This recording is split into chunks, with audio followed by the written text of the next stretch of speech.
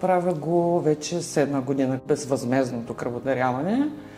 Кампания, която съм поела от много години и поддържам.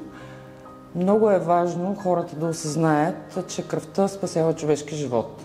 Аз се чувствам добре, изключително щастлива се чувствам от това, че правя нещо безвъзмездно и правя добро.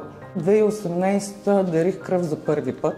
Тази година мога да кажа, че ми е малко по-емоционално и по-специална, защото споделих на дъщеря ми, че ще идвам да давам кръв. Тя ме попита кога, аз си казах на 7 в 9:30 сутринта.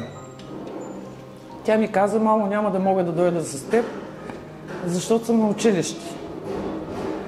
Тя навърши 18 години преди 2 месеца. Тя ще дойде да дари кръв.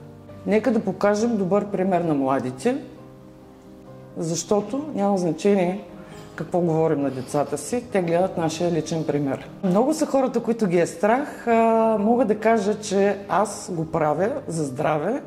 Чувствам се много добре, обновяват ми се клетките, чувствам се по-млада. И това, че правиш нещо добро, значи хубаво е човек да го усети. Има много жени, които ми се обаждат, които са идвали да даряват кръв и които ми споделят, че се чувстват много добре и че са изключително щастливи и доволни от това, че аз съм ги вдъхновила да го направят.